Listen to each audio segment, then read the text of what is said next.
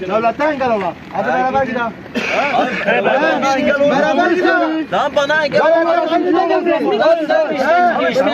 aynı gelmiyor. Vallahi billahi.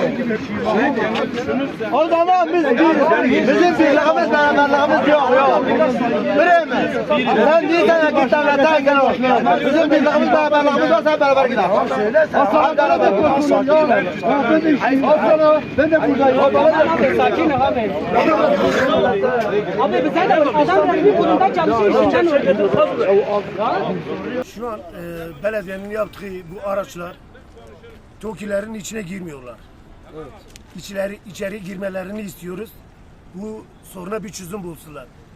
3 kilometreden ben yol yürüyorum, ben buraya geliyorum.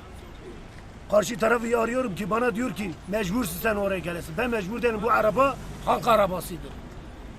İçeri girmek zorundadır. Onu istiyoruz. Biz kimseden bir şey istemiyoruz.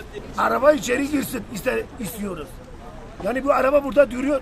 Ben 3 kilometre yol yürümek zorundayım mı? Hayır. Ben adamı arıyorum, adam ki bana diyor ki siz mecbursunuz gelesiniz oraya. Siz cahil kalmışsınız. Cahil benim yoksa karşı taraf mı? Bu bana da geç kalıyor. Şimdi bu insanların ne günahı var mı? Derdimiz yol, ulaşımımız yok. Ne su derdimiz yok. Burada hiçbir şey gerekmiyor, hiçbir şey yapılmıyor. Hiçbir gereken yapılmıyor. Abi yol ulaşımımız yok. Adam 5 kilometre ileriden tak gelecek bir kavşakta bekleyecek. Adam bize diyor ki mecbursunuz. Biz mecbur muyuz? Biz insan değil miyiz? Ringi de kaldırırlar. Evet. Ringi de kaldırırlar. Adam burada bekliyor, ringi bekliyor. Otobüs buradan gidip geliyor. Adam oradan bekliyor, ringi yok. Adam nasıl gelecek buraya? Çek bu rezilliğini yapsın görsün de yani. Yola kapatma gibi bir hakkın yok da. Kenara bir geç.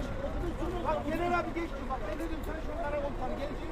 Sizi söyleyecek. Onu gerektiğini söyleyecek. Siz niye anlamıyorsunuz? Sabahtan beri ben size anlıyorum. Hak veriyorum. Siz bize yardım edin. Şu yolu açın. Haklıyken haksız yapmayın. Lütfen. Abi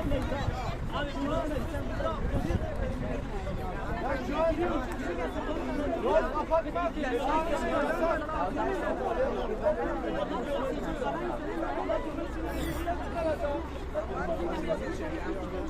Tamam abi benim.